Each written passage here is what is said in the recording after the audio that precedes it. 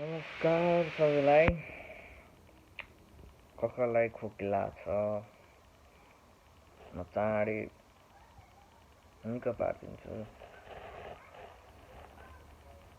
खोकी मान्छेले कतिजनाले त्यो खकार हुन्छ नि जुन सब म्युकस हो क्या, खानाबाट आएको हो क्या युजली।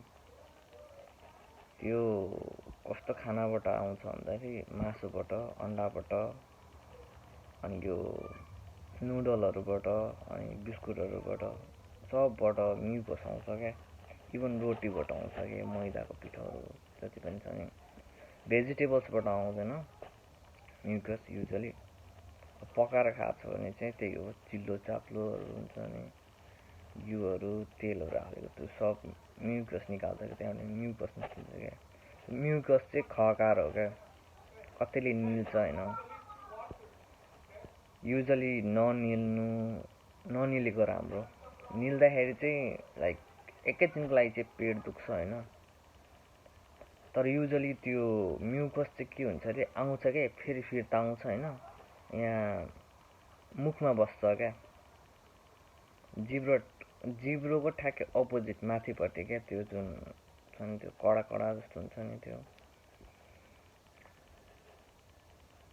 यता आएर बस्छ क्या। त्यो चाहिँ एउटा सेकेन्ड चान्स हो क्या। त्यो तिमीहरूले खकार एज अ कतिजनाले थुक्छ होइन, कतिजनाले फेरि निल्छ होइन। त्यो हात चाहिँ औँला चाहिँ भिजाएर क्या, भिजेको मोइस्ट हुनु पऱ्यो क्या, मोइस्ट हुनु पऱ्यो, भिजेको हुनु पऱ्यो। अनि काइन्ड अफ थम्बले यो साइडबाट आफै गरेर झिक्ने क्या, लाइक तिमीहरूले आफै थाहा पाउँछ क्या, लाइक इट्स स्लिपरी हुन्छ क्या, फिजहरू आउँछ होइन, अनि यसो च्याप हुन्छ क्या। त्यो म्युकस हो क्या।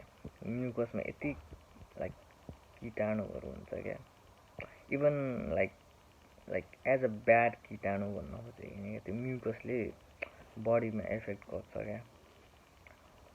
अनि लाइक कीटाणुहरूले चाहिँ एफेक्ट गर्ने होइन क्या, त्यो लिक्विड हुन्छ क्या, जुन लिक्विड त्यसले एफेक्ट गर्ने हो क्या। अनि त्यो लिक्विडमा चाहिँ त्यो काइन्ड अफ हुन्छ क्या, त्यो एसिडहरू हुन्छ के हुन्छ होइन।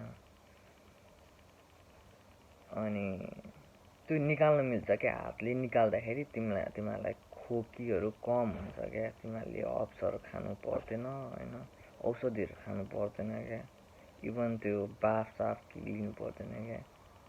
तिमीहरूले गार्गल गर्छु नि त्यो तातो पानी नुन मिसाएर, त्यो जुन यस्तो गरेर ठ्याक्कै त्यो ठ्याक्कै यस्तो सिधा भएको हुन्छ क्या, पानीले निकाल्न सक्दैन क्या युजली। त्यही भएर हातले सजिलो हुन्छ क्या, हातमा ग्रिप हुन्छ क्या हल्का। त्यही भएर यो जुन साइन देख्छौ नि, इभन यो भाँडा माझ्दाखेरि हात धेरै बेरसम्म पानीमा भिज्दाखेरि त्यो देख्छौ नि, त्यो ग्रिप हो क्या। इभन त्यो स्विमिङ पुलमा त्यो स्विमिङ गर्दा गर्दै हात भिजेर त्यो ग्रिपको लागि हो क्या यो हात। त्यो ग्रिपले गर्दा त्यो निस्किन्छ क्या, अनि जस हात धुँदै निकाल्ने क्या हातले नि। इभन यस्तो कुराहरू चाहिँ मैले युजली डक्टर सेबी भन्ने छ एकजना, उसकोबाट सुनेको क्या, उसको भिडियो हेरेर थाहा पाएको हो क्या मैले यो टेक्निक चाहिँ। त्यही भएर लाइक युजली मलाई खोकी कहिले लाग्दैन क्या। जति चिसो खाँदाखेरि लाग्छ, टन्सिल भनेको छुट्टै कुरा भइहाल्यो, धेरै अमिलो खाँदाखेरि हुन्छ त्यो चाहिँ युजली हो, त्यस्तै हो होइन। युजली औँलाले निकाल्ने क्या, त्यो म्युकस चाहिँ यहाँ टाँसिएको हुन्छ क्या माथिपट्टि, ठ्याक्कै जिब्रोको अपोजिटमा क्या माथिपट्टि निकाल्ने क्या, यस्तो गरेर। यहीँ माथि चाहिँ होइन क्या, अलिकति पछाडि हुन्छ क्या, अनि त्यो निकाल्ने क्या। औँला कहिले नछिराउनु क्या घाँटीमा, त्योभन्दा बडो निस्किन्छ, त्यसरी निस्किन्छ क्या च्याप। खोकीबाट बस्नको लागि यही हो एउटा टेक्निक भनेको, एकदम सजिलो छ क्या, बुझ्यो भने एकदम सजिलो छ क्या यस्तो कुराहरू होइन। त्यही भएर आजलाई यति नै, थ्याङ्क यू।